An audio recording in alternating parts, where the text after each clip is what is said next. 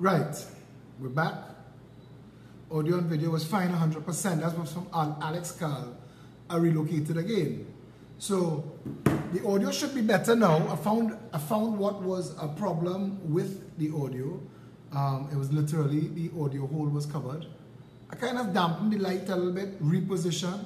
The casting couch is back in the background. Some of you would have remembered that couch from all of the original videos. Anyway, we were talking earlier when we started, so we had a real good turnout. So let's see if everyone will catch back up with us here. The issue tonight has to be to answer the people who believe that Trinidad can't fix. And that's the purpose of this video, because I want you to understand something here.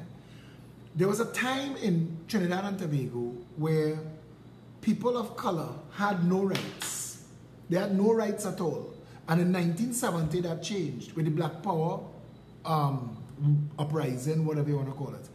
And things change. Things are subject to change with time when the people are ready for things to change. Things change either through violent upheaval that took place in other countries in the world, or with Trinidadians, and we have the opportunity. Look at Brexit, look at the United States of America, the transfer of power. Our transfer of power to date has been very democratic, lawful, and legal. But we have this mindset that PNM UNC is stuck, or there must be a racist vote in Trinidad. Yet the numbers say different. The numbers say that the people of Trinidad and Tobago don't want that, and that the vast majority of Trinbagonians are not interested in that. So how do we deal with that? The largest turnout we've ever had at election time has been 2010 and 1986. Both of those elections were influenced in the main by people who don't vote, because the PNM and the UNC votes, they stay the same. They stay the same, but the people who don't normally vote, they came out and voted, and they made their voices heard. Unfortunately, the NAR was interrupted by an attempted coup that we've never had justice for. And, well, 2010 was a farce. Winston Dukaran and Kamla Prasad Bissessa made their deals. Jack Warner, Rudal Munilal, it was, and then on top of them, they had NJAC and MSJ. It was an entire unwieldy construct, that People's Partnership, and you can't do that again. So I'm listening to callers calling in, because tonight our team, our Barataria team, was on Power 102 with God Christopher, and a caller called in and said, if we don't pair up with one of the other parties, we'll never see power. And that's madness for two reasons. One, we don't want power that way. We want to come into office and fix Trinidad and Tobago, and we don't want to have to wade through all the banditry and the racism and the agendas that comes with the PNM and the UNC. We don't want that. And we do not think that going forward, Trinidadians want either the PNM or the UNC. This election here, Belmont East and Barataria, this is going to be critical. These are going to be critical elections, because Trinidadians have an opportunity. This is not Westmoreland's party. Our first test was a candidate launch on Pigot's Corner in a PNM stronghold, or so they believe. Yet the turnout for voters in Belmont is less than 30%. So what about the other 70%? And that's just registered voters. What about the other people? Because we have 960,000 registered voters in Trinidad and Tobago, but we have 1.4 million people. And if you say 280,000 of those people are below the age of voting, we still have a whole almost 300,000 people that don't vote. They don't vote. They don't register. They're not even interested in the process. And it is to them we have to speak. We as a party are confronting some issues that Trinidad had come to just accept, that people in Mova, Beetham, Laventille and Sealots can't improve. What madness is that? And I want to tell Trinidadians something. If we get into office, I want personally to be involved in the redevelopment of Mova, Betham, Laventille, and Sealots immediately, and from a position of hope and opportunity, to make sure that everybody has tenure in their homes, who need their homes, renovate their homes, bring them back into society.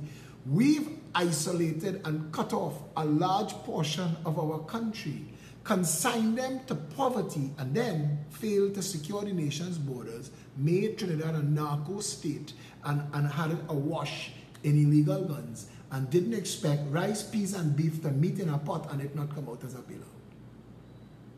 That's what we did. And the entire country, people who not registered to vote, people who don't vote, people who vote in PNM, people who vote in UNC, all four have the same problems. All four have the same problems. Now, if you're in the PNM and the UNC and you have access, you're linked up, you could, because I know what it feels like. And I know what it feels like to have access and to call somebody on the phone. I mean, these fellas is, if I wasn't fighting them politically and got us to here, these are people I know that I could call on the phone and say, hey, I had no water, brother. Or, you understand what I'm trying to tell you? But if we live in a country where some of us have and the rest don't, that is not a proper run country. And I don't understand. I really don't. And I accept that there are different types of human beings, and I accept that people will be able to tolerate different things. But you know what I can't tolerate? I can't tolerate the fact that we are such a wealthy country and so many of our people go to bed hungry every night. I can't tolerate the failed education system. And I want to come into it because I want you to understand this. That the people who vote for the PNM, the people who vote for the UNC, the people who don't vote, and the people who not registered to vote, none of them safe. None of them happy. None of them have water. None of them have a proper economy to take part in. None of them have affordable food. None of them have, the vast majority of people in Trinidad and Tobago will never own a home. They're talking property tax roster. I hope Colm know what he's doing, you know. Because if the PNM end up out of power, the next government that comes into power will have access to your roster. And there are people in this country who owns hundreds of houses. And that's a madness. Because Trinidad is a dot. Houses is not something you're supposed to be able to hoard. And we told the government, and we told the last government, that the best property tax that you can do, that will raise funds for the nation, and create an environment where everybody could own a home, stimulate the economy, is your primary residence, zero property tax. Any additional homes you own and it will attract a tax that escalates for one reason, to discourage the hoarding of houses and property that drives the price of properties outside the reach of the common man. If you live in a country where the average person has no water, has no access to affordable food, and will never own a home, this is not a real democracy. This is a slave nation. Our people are being made fools of. And that needs to fix. That has to fix. And if you don't accept responsibility for that fixing, and you have loved ones, or you want to survive, get out. Get out of Trinidad. Do not stay here. It is easier to get killed in Trinidad, get robbed, get mugged. It's easier for something criminal to happen to you or a loved one than for you to just have a normal day just now. It's very difficult. Trinidad, life in Trinidad is not life in the tropics. Life in Trinidad is life in a war zone. This is Aleppo. This is Mogadishu. This is Baghdad. Trinidadians are not happy with double lock, triple lock, wrought iron, burglar alarm, security guard, gated community. And that's just the start. There are people who wife and girlfriend had to go to the gym with bodyguard in the car with them. We can't accept that the mismanagement of this country has any excuse other than our failure to hold government to account. And it is no longer possible to negotiate with the PNM and the UNC. It is not. The PNM and the UNC are not political parties built on service of the people. I am listening to the PNM candidate look into the camera and say this, and the media not ask a question. This is what pisses me off with the media. This child, Miss Young, who is going up for Belmont East, looked into the camera and said the problem in Belmont is garbage. The problem in Belmont is they have no system for garbage. They don't have nowhere to put their garbage. They put in garbage all how. The people are collecting on time. And I want to say, child, the PNM controls that regional corporation, has controlled it forever. They control local government. They control central government. The PNM is already in charge. You don't have to win to fix this. Stuart Young come to stand and pose with you tonight. Stuart Young could have did that today. Stuart Young could have called the city corporation and say, Tuesday, Thursday, Saturday, this corner, that street. I walked around Belmont East. I did it in 3 hours. It's not that difficult to manage. You're not bullshitting the people. And the media has been allowing you to bullshit the people. And I am very upset. The media has sold out to special interests. The media have no interest in the people of this country. None whatsoever. Because the media was supposed to ask this young lady, Young, and the minister, Stuart Young, minister of everything, so he can answer. If she is saying, based on information that she got in the community, that garbage and garbage collection is the problem, how could the PNM be the solution when the PNM is in control of the regional corporation right now? They're in charge now. They could fix garbage today. It's 7 streets. That's all. How could you continuously take advantage of poor people like that? I mean, the conditions the people in Belmont live under is obscene. It's criminal. The PNM should be ashamed of themselves. Watching this dirty, stinking stunter Stuart Young outside the Belmont East returning office. I went there today. I'd like to find out who owned that building, who get that contractor rented to the state. Because the entire thing empty except for one office, but we rented the whole building.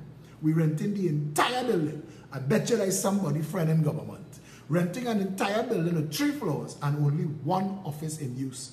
The steps. If OSHA go inside of there, shut that building down right now. When you build a building, the treader and the riser has to be continuous. The size, if it's 7.5 inches by 9 inches, it must be 7.5, 9 inches for every step from top to bottom, so people don't trip and fall. That's the law.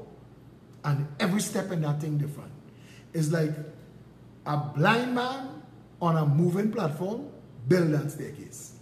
And just that. Just that. That's local government too. That's regional corporation. That's town and country. These people have jobs, they have responsibilities that they've never been doing. If the PNM was not collecting garbage under the counsel of the man who just died, why will they collect it under this girl? How could the PNM be both the problem and the solution? And how could people, anybody, think that that makes sense? How could anybody think that that makes sense? How? I just ask him. Because to the people who vote PNM, and the people who vote UNC, and the people who don't vote at all, and the people who are not registered to vote, you're still in danger. Your life's still in danger. You could be living in a bunker. At some point, you have to come out. And the minute you come out, you're in danger. There is nowhere safe in Trinidad and Tobago. I see a video today about some little middle-class boys. This ain't no black boy thing anymore. Or let's see what went on in Pier 1. Massive mashup. It put all them gangster fighting, all them secondary school to shame. And there's little white boys and red boys and high brown boys in Pier 1. In Chinley Place. Getting on stink and dirty, kicking up, coughing down, mashing up. For their mother and their father to see. The whole country vexed. Nobody happy. These people who was in that fight in Pier 1, they may sufferers. They may catching us. Chances are they drove up there in their own car. They may looking for no P-car drive. Them good. Chances are they have jobs. Chances are they have hope. And they still angry. The entire country feels weighted. It's dark. Neil Diamond has a song, and opening chorus, every time I hear it, it reminds me of Trinidad and Tobago. Broken windows, empty hallways, a pale dead moon in a sky streaked with grey. Human kindness is overflowing, and I think it's going to rain today. Trinidad feels broken, broken by design. The same Stuart Young who came to pose here, he just buy himself a multi-million-dollar Mercedes-Benz, tax-free. The tax that Stuart Young just got off his car, the tax that Terence Nielsen got off his, the tax that Colin Inwood got off his car, either one of them could solve water and garbage in Belmont tomorrow. These people have no care, consideration, compassion, regard for any of you. Not one of you. If the PNM or the UNC wanted to fix something in this country, anything, it would have fixed already. Pick something. How can a nation have everything broken? There's nothing that works. Nothing in Trinidad and Tobago works. Nothing. Nobody has a pleasant experience morning to night. Something you have to encounter somewhere. You have to go in a public institution, or you end up in a private institution dealing with somebody catching their ass, dealing with a public institution and suffering. I listened to this guy that they paid to call in because you could tell the PNM and the UNC. I remember Jerry Hardy used to do this well with the UNC. The PNM and the UNCs do this thing called talking points. They have like 12 people on the payroll, and they give them phone cards and they send them texts. Say this about Phillip, say that about Phillip, call in and say this, go on Facebook and write that. That's what they do. Talking points. But we have them off balance. And this morning we win nomination. We went proper and professional to nomination. Looked so good that somebody called them and tell them, hey, PEP look like the government. They sent a call Stuart Young because they just pelt out this girl and two people. Go and nominate yourself.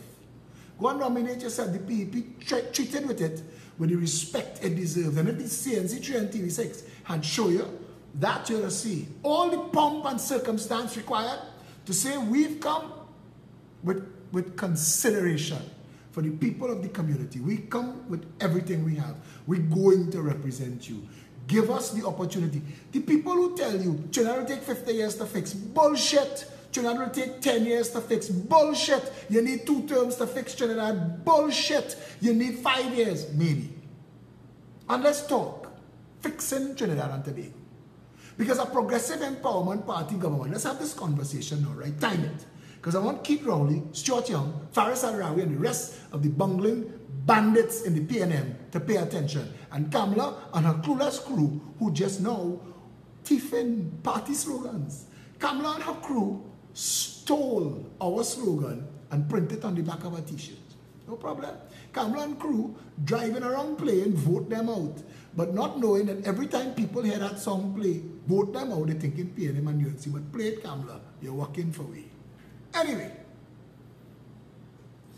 you woke up in a country where yesterday the Progressive Empowerment Party was elected to public office. Today, no honeymoon. Today, we convene the parliament. Today, we elect the speaker. Today, first order of business, pass into law recall legislation. That is our first promise, and we will never vary from this. Our first day, we got voted into public office yesterday. We have government. Day 2, well, it's actually our first day in government.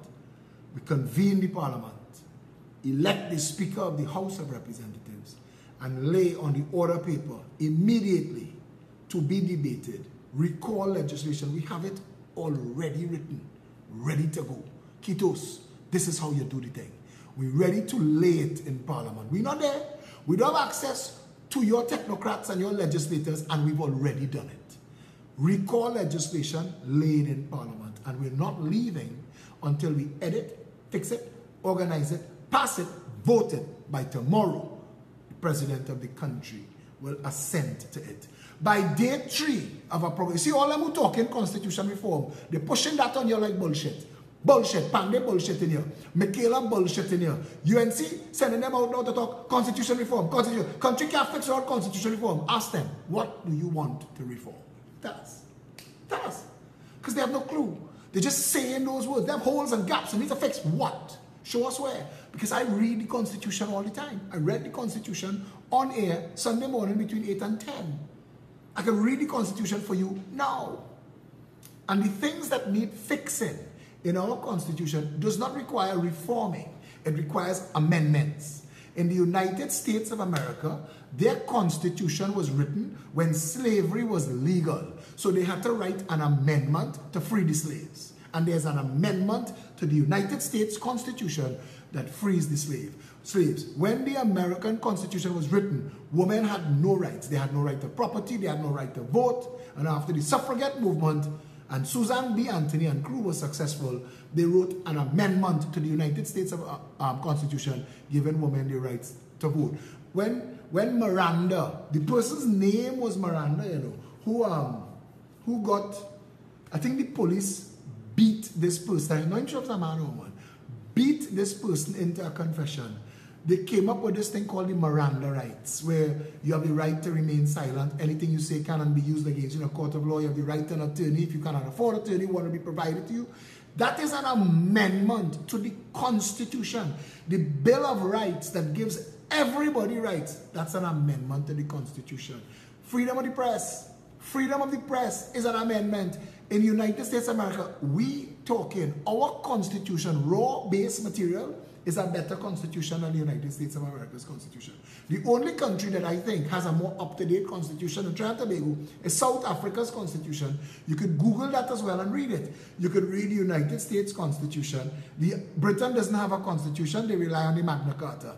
But you could read the United States Constitution, you could read Trinidad and Tobago's 1976 Republican Constitution, and you could download the post-apartheid South African Constitution, which is most up-to-date in the Commonwealth.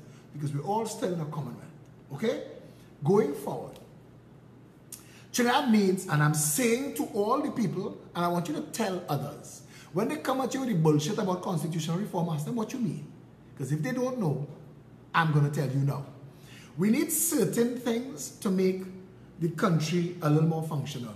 We plan to come to you after we get an amendment called referendum. We want to create an amendment to the Trinidad and Tobago Constitution that puts the power of the Parliament back in your hands. And on issues, critical issues, issues that should not, ought not to be determined by anybody other than the citizenry at large, a referendum allows the government to put into the public space a vote. Give the people the rights. Let's say that you want to talk about the death penalty. That you want the death penalty or you don't want the death penalty, because the people have to decide. And we pussyfoot with these issues for too long. So let the people decide. Do we want to decriminalize marijuana?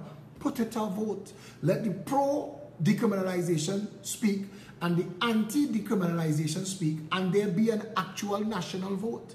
What the people vote in a referendum doesn't guide the Parliament, you know. It instructs it. The people's vote in a referendum emptied England out of the European Union. They call it Britain's exit, Brexit. But that was a referendum. Parliament has no say. Once a referendum is done and the people voted, the people's voice carries. So in Trinidad and Tobago, we want the people, and so we want to give you, the first constitution reform we want to give you is an amendment to the Constitution on our first working day. Recall legislation, write a law and put it in the Constitution, amend the Constitution, that the people of Trinidad and Tobago who hire members of Parliament also have the authority to fire members of Parliament. I'll tell you now, tonight, just on water, St. Anne's Cascade and Port of Spain North would have fired Stuart Young's stunting ass already. But he don't care because there's no law, believe it or not. And it frustrates natural justice. It goes against law, it goes against spirit of law that you could hire somebody and not have a means by which to remove that person. In every contract, there is a clause for breaking the contract, except in the hiring of members of Parliament in our Representation of the People Act. And that needs to be corrected through recall legislation. You can go into the Representation of the People Act and build it in there, and that's an option. But I'm telling you, recall one time, put a system in place, because you're still going to need a system. The people still going to say, Stuart not working. We signed a petition, 2,500 of us. That was the benchmark that we needed. We crossed that. We go to the EBC and we request a recall. We'll put that in place. That is the first amendment. Our second amendment to the Constitution is referendum. You need to be able to vote on critical issues, abortion, decriminalizing gay rights. Let that separate the country. Now, Jason Jones said to me that some things you shouldn't have the majority dictate. And I want to take that under advisement, because this is not life and death. So when we're talking about decriminalizing stuff, we still need to get the public's opinion. But as I said, I'm willing to take that under advisement and qualify it in situations where the people who are most likely to be affected might be a minority. Because if you have 4 wolves and a sheep, vote for what's for dinner, the sheep will lose every time. But our second amendment is referendum. Our third amendment is campaign finance reform legislation. Forget the word reform, campaign finance legislation. And what that means is, in Trinidad and Tobago, there's a cap, $50,000, I think is the number, that you're allowed to spend on a constituency election. In Trinidad and Tobago, parties don't take that on at all, because the EBC doesn't enforce the law. But it is the law. I reported Stuart Young to the EBC in 2015 because he wrapped a building, the rent of the building and the cost of the wrap both exceeded the $50,000. But the chairman of the EBC called me in for a meeting and explained to me that they're looking to reform. That was 2015. I'm in 2018, and I've heard nothing since. But we will. And a campaign finance legislation that says if the limit is $100,000 per constituency, then if you spend $1 more than $100,000 on your campaign, your candidate will be disqualified. Simple. You lose the thing you want the most. If you spend $1 more than the $100,000 that you're allowed in the 6 weeks, your candidate will be disqualified from the election. Now, how do you track that? If you listen to foreign elections, you hear it on the cable TV. In the United States of America, when they have elections, you see an ad, and at the end of the ad, you hear, my name is George Herbert Walker Bush, and I approve that message. My name is Hillary Rodham Clinton, and I approve that message. My name is Barack Obama, and I approve that message. What that means is, by putting that on the end of the message, it says, this is part of our advertising campaign budget, and we can account for this. If an ad happens on any station that doesn't have that added to it, the station could lose its license at the worst. At the least, the entire station, ABC, CBS, NBC, could go dark for the entire election. Shut it down until the election is done. And they could lose their broadcast license because it's that serious. There is also this. There is an equal time law. When Arnold Schwarzenegger ran for governor of California, which is the 13th largest economy in the world, that ain't no small thing he was running. When Arnold Schwarzenegger ran for the governor of California, they enforced equal time, and they sent a memo through the FCC to every cable company, every broadcast company in the United States of America, and it said that if you aired for the duration of this election any movie or any TV show that has Arnold Schwarzenegger in it, you have to give all of his opponents the same amount of time, equal time, by law. So if you have a movie that's an hour and 15 minutes, his opponent have to get an hour and 15 minutes on NBC. So no Arnold Schwarzenegger shows.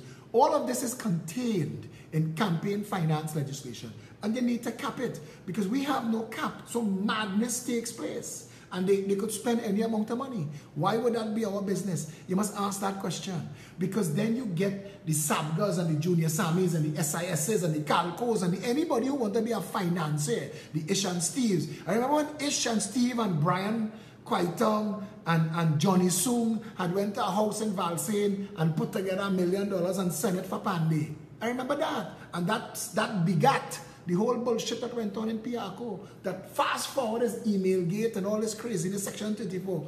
All of that start with Ish, Steve, Brian and Johnny Soong, Brian Quaitong and Johnny Soong in a party in Valsain, publicly putting together $1 million to finance Master Opande, who had to pay them back. If you have campaign finance cap, that money can't go nowhere.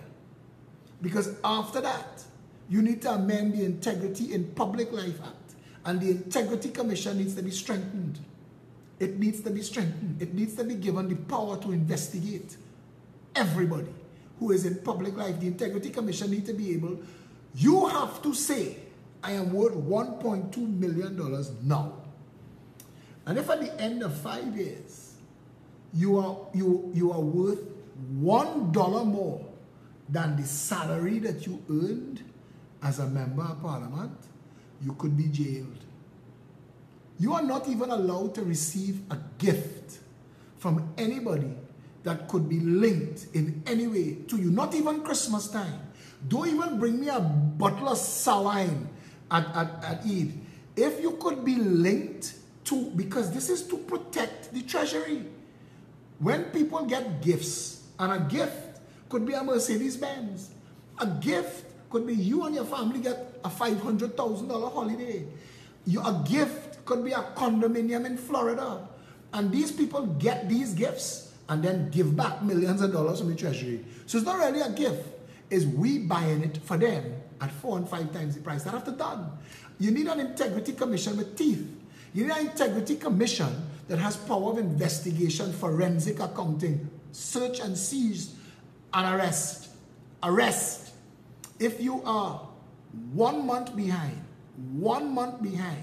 in your submission to the Integrity Commission, a letter is supposed to be dispatched to the Speaker of the House barring you from the House of Representatives. Think about that.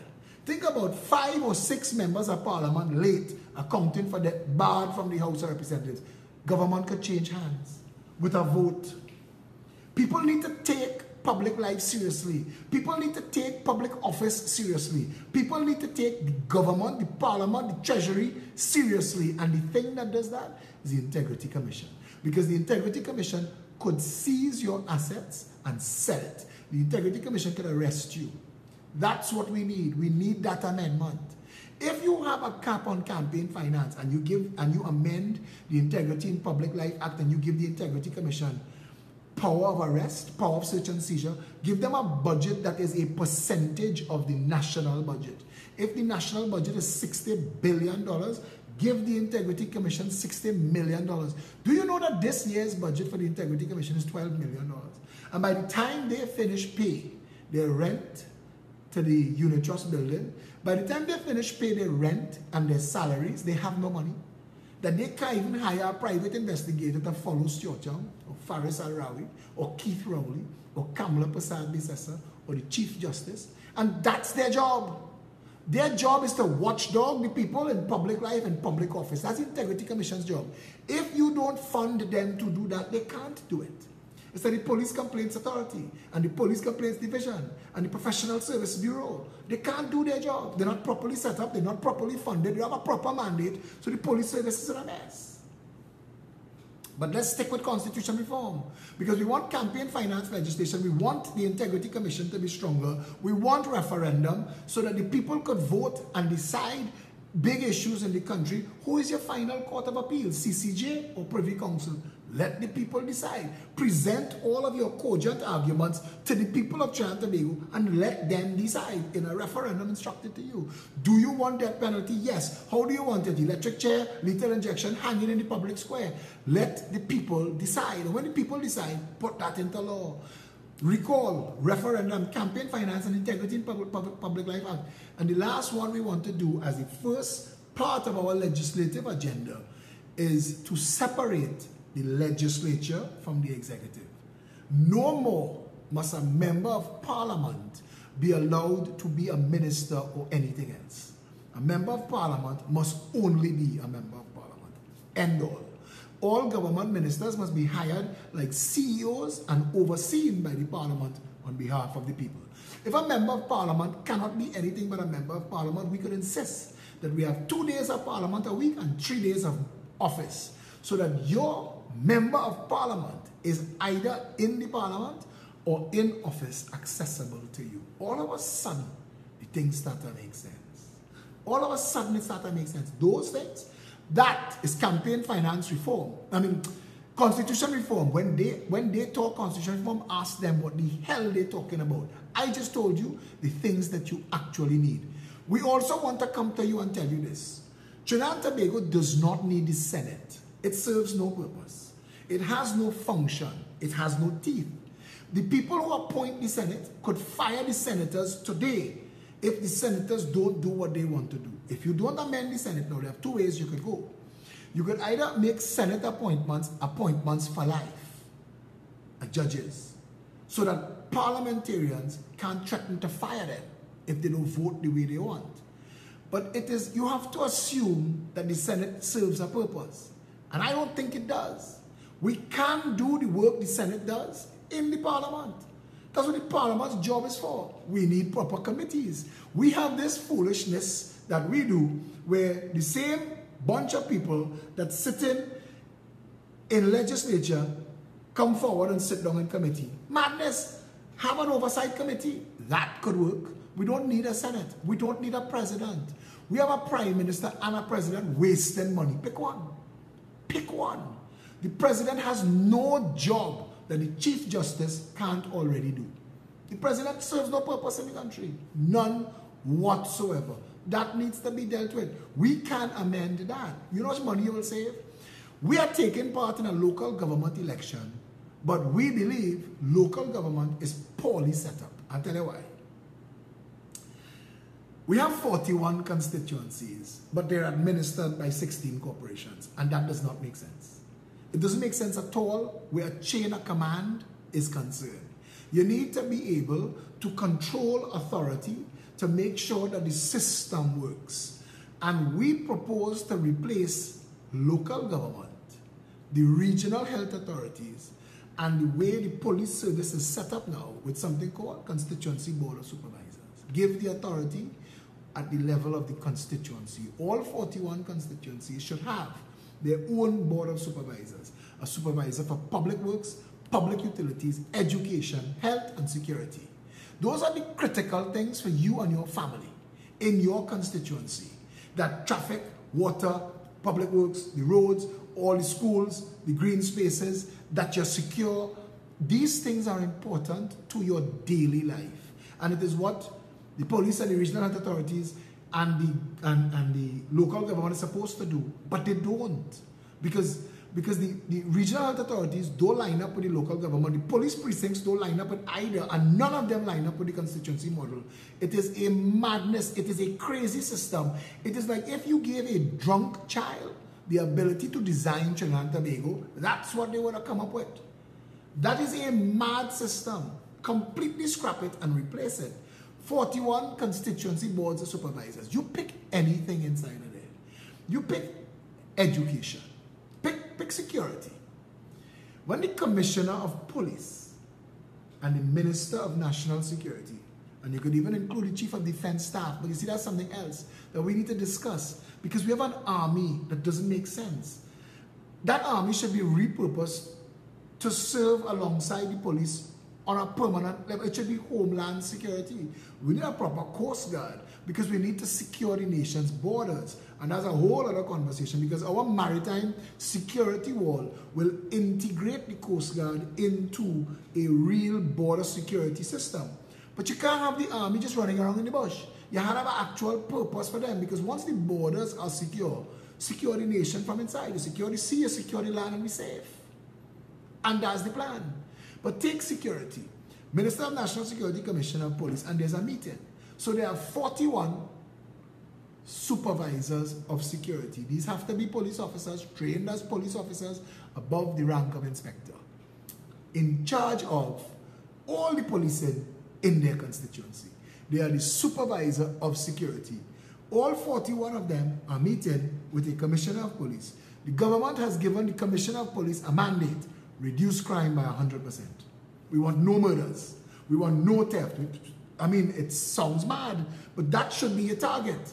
And you sit down there and you look at all 41 constituencies and you know Toko Manzanilla has issues that are different to Diego Martin West, that are different to Caroni East, that are different to Tobago East, that are all the constituencies have their own security peculiarities, but all of them have basic law enforcement issues. Keep the peace.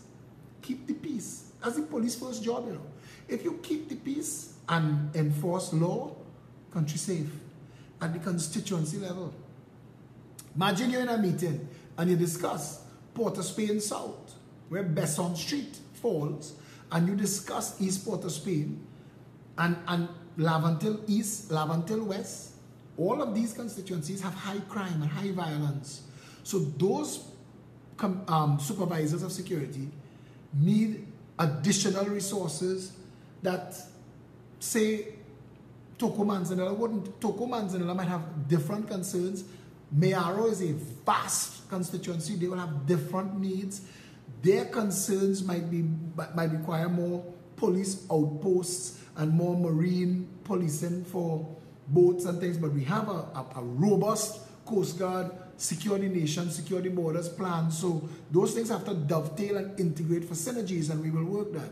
But what I'm saying to you is, the Commissioner of Police tells his 41 supervisors of security that we're going for a crime-free Trinidad and Tobago. And I want each of you to tell me what you need in your constituency to make that a reality. I want zero murder, zero theft, zero violent crime, zero guns, zero drug trafficking. Zero is the number we're going for. And at the end of every year, you have an evaluation as the Commissioner of Police on each of your 41 constituencies with the crime levels for the past 12 months.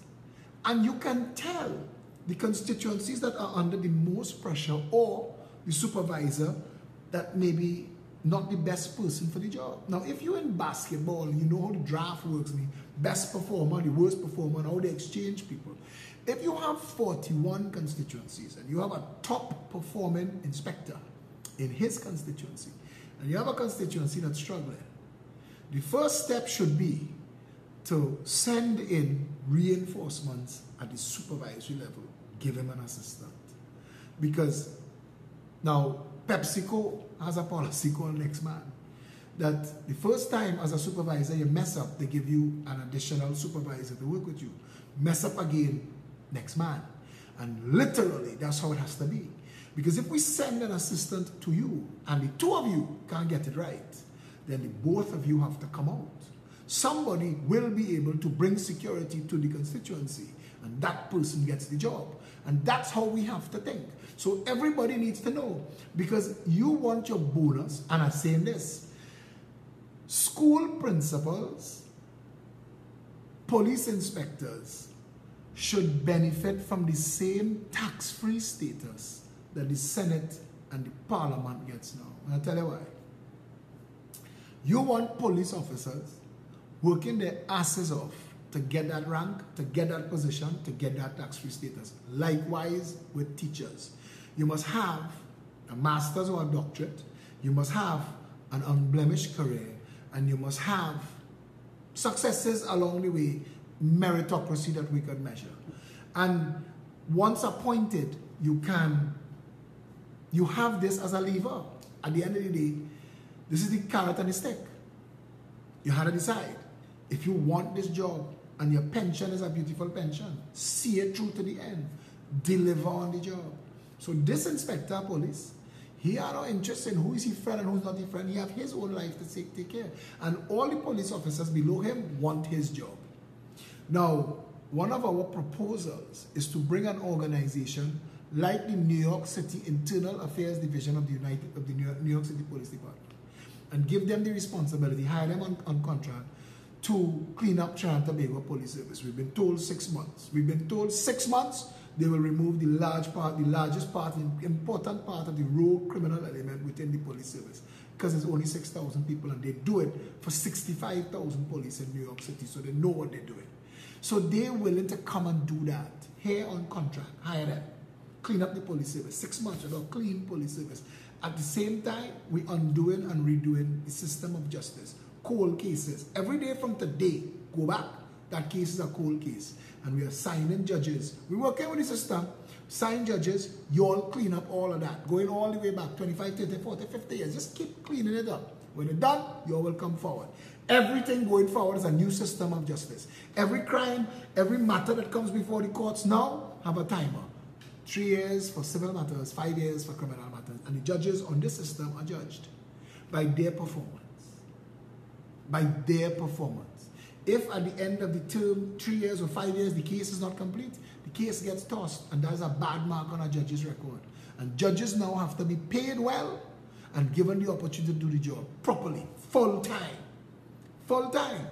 So judges now have a better package than they get at this point, because it's a hard job. Trust me when I tell you, I know some judges, and that is not an easy job. Being a judge in Trinidad and Tobago is not fun. It's not fun at all. It's not fun.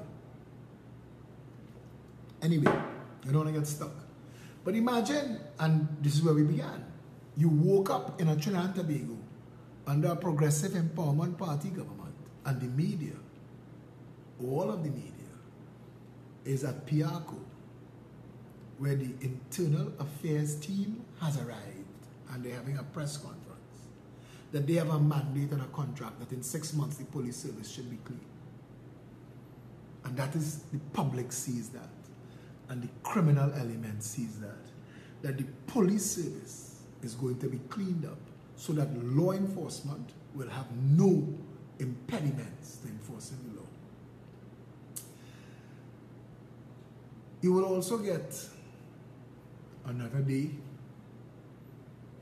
21 gunships in the harbor, exercises, joint venture with Trinidad and Tobago, our world partners in the Commonwealth and otherwise, China, America, Russia, Iceland, whoever, Canada, in rotation, secure the nation's borders in collaboration with our Coast Guard.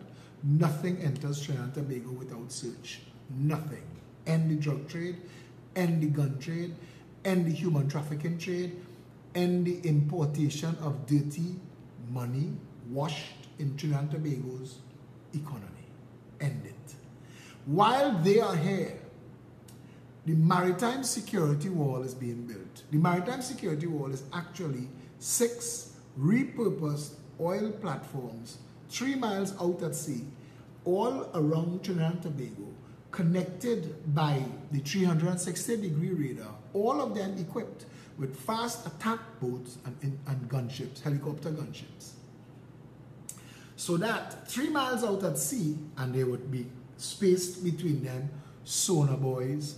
They would also have drones, camera drones with night vision and infrared vision. And so they know that something is 4 miles out at sea, 5 miles out at sea, long before it even reached the line that we call the maritime security wall.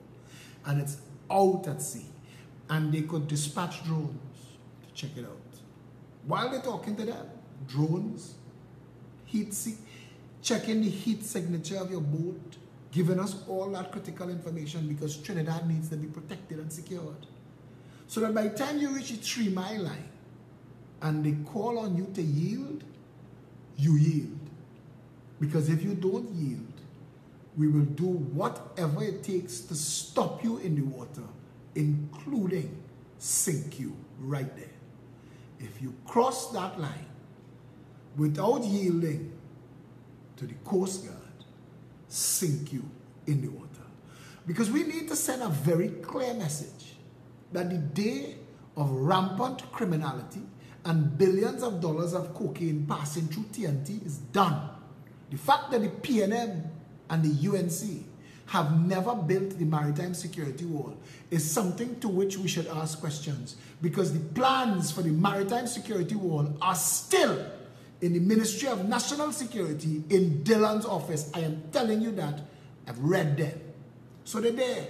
The Chinese bid, a company based in Trinidad that was based in Chaguaramas, they bid as well to build, to repurpose the oil barges. We have oil barges renting space down the islands right now because they have no use for them.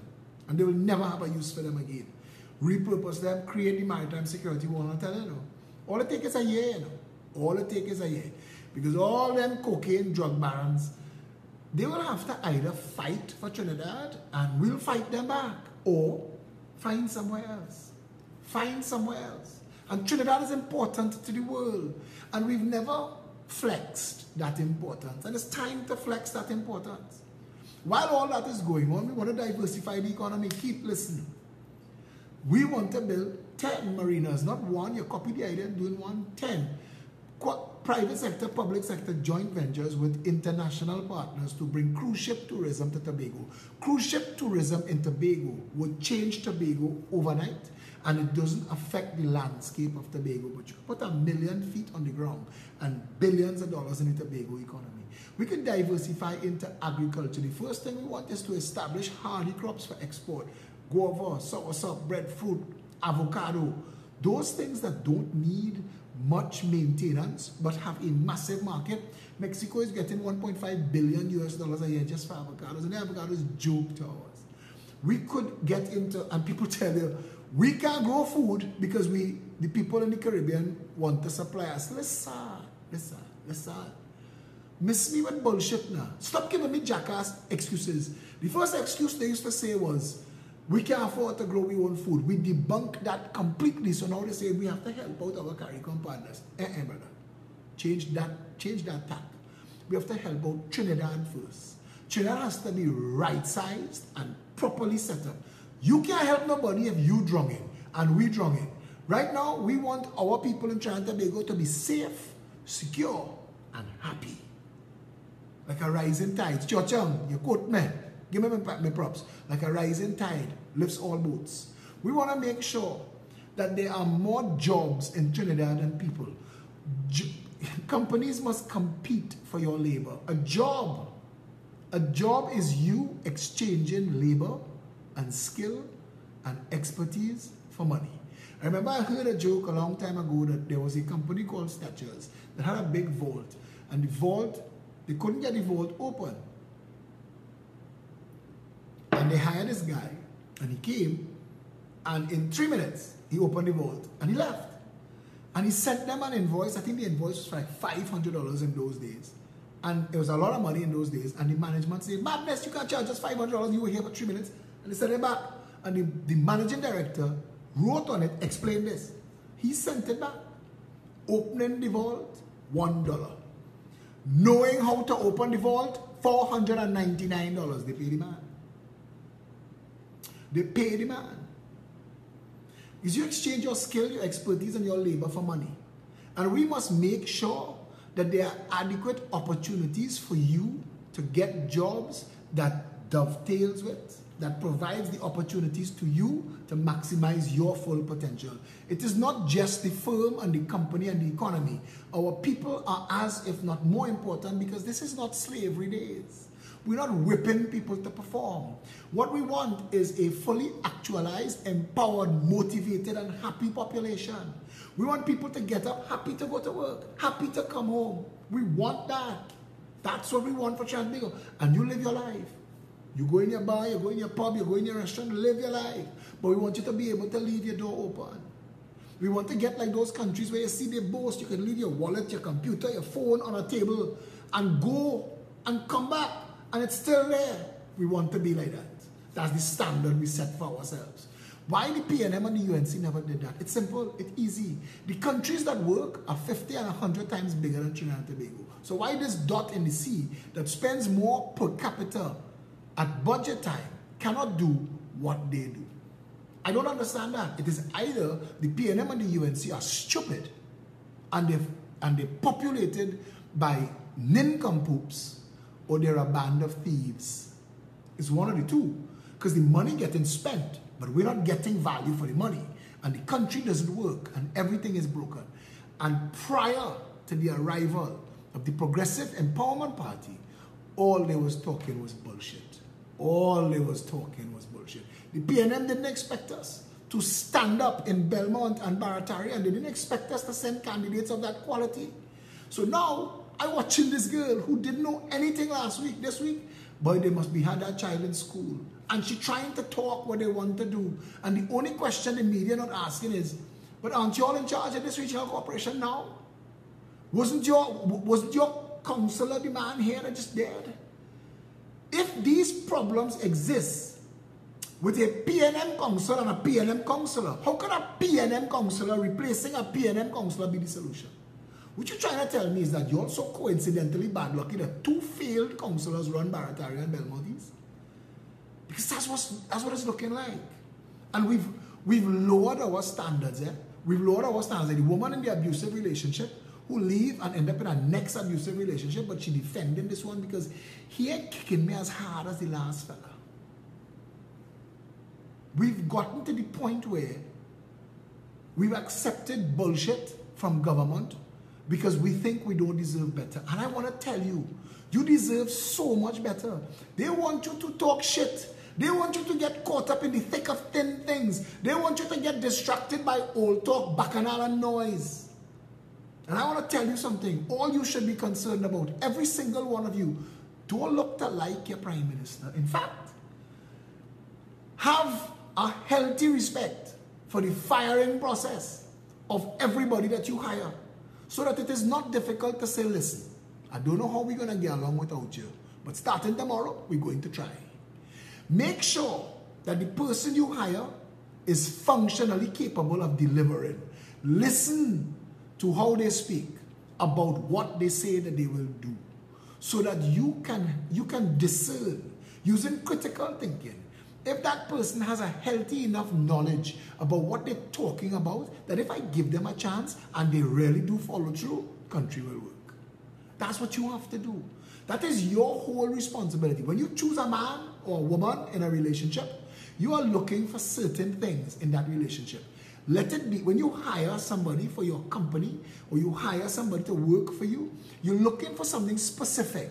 When you take in a taxi, there are certain cars that you just wouldn't get into. You have an idea of what you want and the standard that you want to set for yourself. Be that way with your government.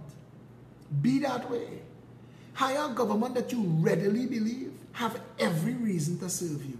Because I want to tell you something, you know. I, Phillip Edward Alexander, I want my name to go down in history as the man who turned it around.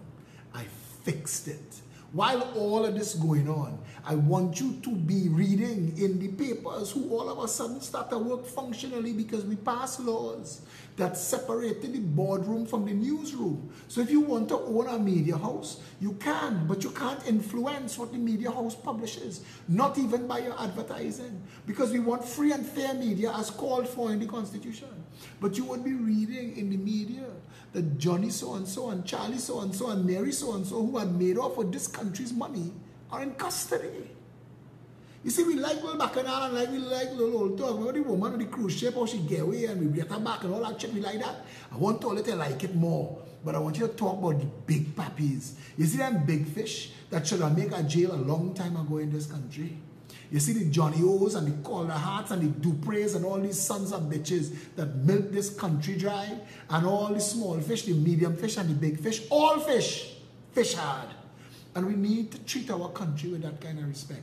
Because I want to tell you, we'll give them an amnesty. People say, Phil, be fair, no problem. Negotiate with the bandits, no problem. You have 3 months. If you know that I am going to uncover a paper trail, even an absence of money that leads to you, and you know that you're responsible, bring it back. Bring it back and give it back with interest and go away. But if you don't, and we come looking for you, it will be a heavy penalty to pay. But we are going to investigate every single public office holder this country has ever had. Every prime minister, every president come down. I promise you that. We are going to make sure that we close the book on every budget that has happened in this country from 1962 and account for every money. Hire the forensic accountants. Tell me what was missing, when, why, who, where. Follow that money. Get that money back. We are that serious. We're that serious. And you need to be that serious too. It is time for you to vote into office. Government, and it don't have to be us, and we thank you for the support, and we love you for the support, Because you know what you are doing when you support us? You are waking all the other politicians up, and they're realizing that you've taken your energy off the bullshit, the bacchanal, the noise, and the stunts, and you've put it on a conversation that you're having with each other and with us about how to fix this country, and they are hearing you. So now they are trying to talk you too, no problem at all. They're improving the country. All the new politicians to come, they have to step up to this level. Today, history was made. Strike the Congress of the People off the register. They're not a real political party. Strike AOI, strike PACT, strike ILP, strike MSG, strike NJAC, strike all who did not put up candidates in this election today. Because those parties that did not send candidates in the election today demonstrated two things. One, that they have contempt for the people of Belmont and Barataria. And two, most importantly, not only are they not national parties, they're in bed with either the PNM or the UNC or both. And they're just looking for a link up and a work at election time. And you know he name, and you know she name, get them a post, get them a work. Bullshit with that. We want to hire competent, capable people. We're not interested in your name. We're interested in your ability. Mova, Beaton, Lavantil, Sealots, Patna, River Estate, Bagatelle, Rich Plain, Covine, La Puerta, Mason, Covine, Factory Road, Sanganga, Cocorit, Waterhole, Abipujad, Scorpion, Big Yard, and Mbakade. Listen, Enterprise, all of these places, Aruka, La Hoqueta, all of these places got so by shithong representation that you voted for. You voted for shittongs time and time again. And you voted shitong A, shitong B, shitong A, shitong B. Change exchange has never worked for this country. And I promise you this. Today I had to have a conversation with the chairman of my party, Felicia Holder. And I had to tell her, when you become councillor, there's a high likelihood that you may not be able to continue on as a chairman. And she got sad. And she said, measure me by my ability to do both before you all make a decision. And we agreed. I promise you something. Belmont East. Now I know Christophe Samlal, and I promise to work with Christophe Samlal if you elect him to Barataria. I will work with Christophe, and together with you, we will change that district of Barataria to the level where all the other districts in that corporation can't wait to become PEP2. But you see, Belmont East, I put in my political career behind Felicia Holder. If you vote her into that office and she doesn't change the way Belmont East operates, you're not just firing her, you're firing me too. Because I will walk, and I will tell myself that's the last time I'm going to be fooled in politics. But I believe with every ounce of my being that Felicia Holder is one of the best untrained politicians in this country, that she has a heart for people and a commitment to prove herself every single time. And that if you vote her in Belmont East, she is a daughter of your community. If you vote her into that place, into that council, into that district, you put her there, she will move heaven and earth to get Belmont East to shine. I believe that. I believe that with every ounce of my being. And I wholeheartedly endorse them both.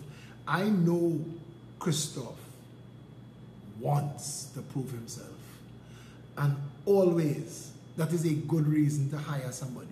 When somebody is driven to prove themselves, hire them. And you see the fact that he's not in the UNC or the PNM, but he's in the Progressive Empowerment Party, that he's here to build something new because he likes what we're talking about, that he believes that this is the way to fix Trinidad and Tobago. It shows an immense amount of character in that young man, 25 years old. It shows an immense amount of character, and you would do yourself a disservice if you voted either the PNM or the UNC into office. Make no mistake, Make no mistake at all. If you vote the Progressive Empowerment Party into those 2 districts, you will change politics in this country for good. The PNM and the UNC will trip over themselves to improve their game. It will be too late because we've not yet stepped up to our full game. We released 21 policies at a glance and they're doing everything in their power to copy that, and that's not it. That's not the sum total of who we are and what we have.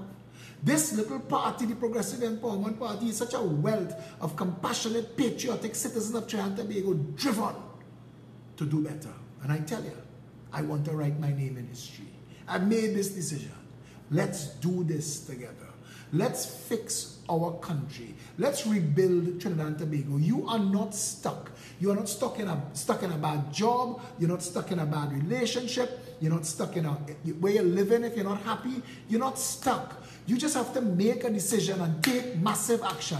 And if you make a decision and take massive action, success will follow you. And if success doesn't follow you, make a decision again and take action again until you do. Because that's your responsibility to yourself as a human being. And where the democracy is concerned, you have a responsibility to vote responsible people into office. Review the entirety of the PNM. Review the entirety of the UNC.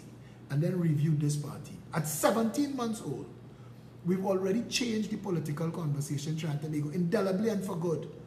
People are now talking plans, programs, policies, ideas, and that could never be a bad thing. All of a sudden, no more roti politics, no more bacchanal and noise, no more who's zooming who. Now, they're trying to line up. I hear Rowley talking. I hear the THA. I listened to the THA budget today. The THA budget sound like a pepper write it. So I know they're listening and they're paying attention. No problem. We are already changing the national narrative for the better, for everybody. But you have people who are making promises, and the PNM, we call them promises never materialize. They've been promising things for years. When I, together with the People's Partnership Government, because they worked with me on it, solved the traffic problem in Diego Martin, Carl Membert said, and he said this, because when that ribbon was cut and it was open and people started to praise me for the design and the government then for doing it, he said, we know that 20 years now. And I couldn't believe he said that. And when he said that, I asked him one question and he blocked me on Facebook. I said, if you knew it 20 years now, why didn't you do it? Kid Rowley has been the member of parliament for this constituency for 31 years. Ken Valley, and then Amory Brown, and then Stanton Darrell Smith. Why you didn't do it? Why didn't you are the member of parliament for Diego Martin Northeast for 31 years. Why didn't you, the 3 Diego Martins, why didn't you all work together to free the people of Westmoreland who were dealing with the fallout from 250,000 cars trying to pass through one lane at 4 roads? That bypass, you said that you knew how to do it, Carl Membert. The fact that you didn't do it and you said you knew for 20 years, that is contempt for the people. Trinidad and Tobago should never vote PNM again just based on that. You all have had every right and reasonable opportunity, and I ask, except for the 15 years of the NAR, Pandey and Kamala, since 1962, for all of our 56 years, the People's National Movement has had financial control of a country that has earned trillions and spent trillions of dollars. That the PNM has had unfettered control. Eric Williams won 2 elections without opposition. Complete control. How is Silots? How is Beetham? How can a government have such contempt for its people and the people that support them that you put them next to the nation's dustbin to live? The Labas and Beetham became synonymous with each other. And in a nation this wealthy, you've taught 50,000 people to run across a highway and salvage in rubbish.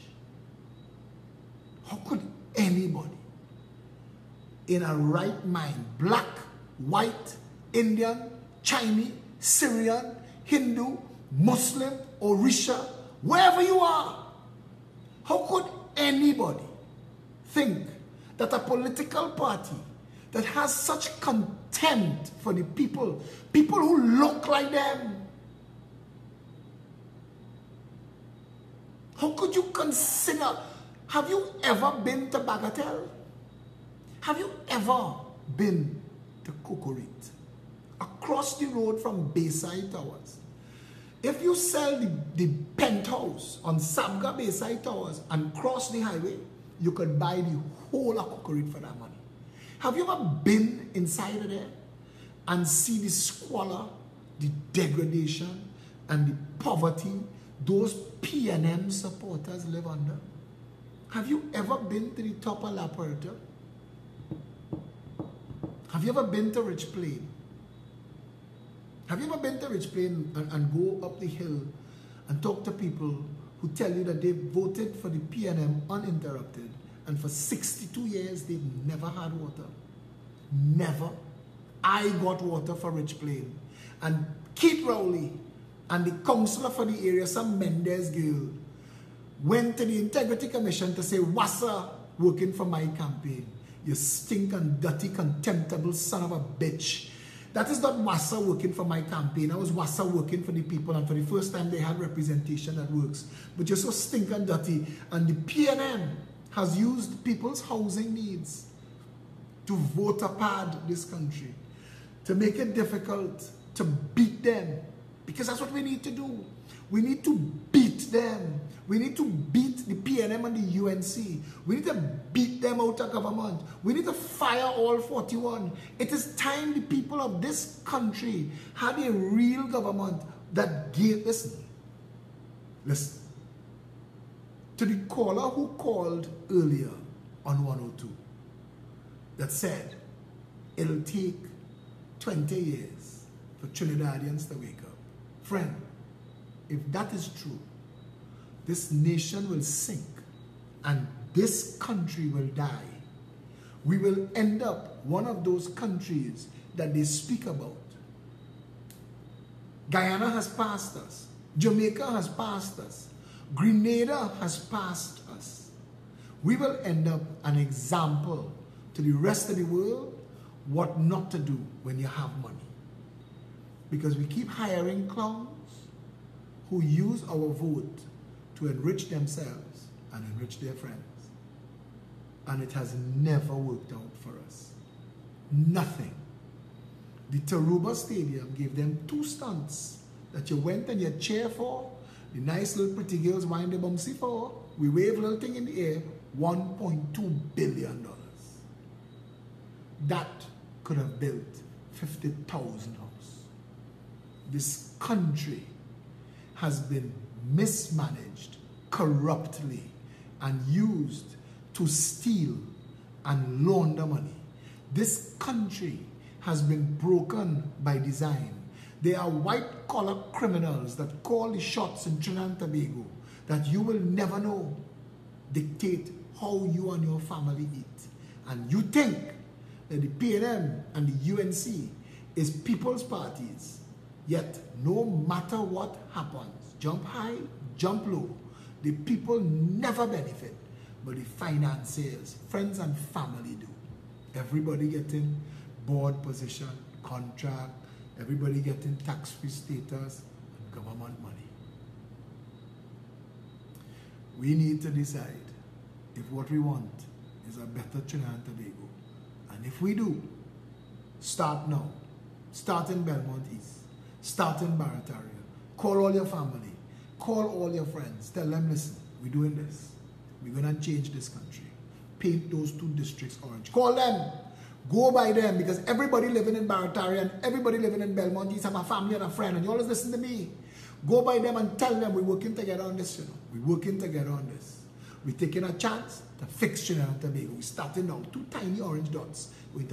All of a sudden, everybody start to work.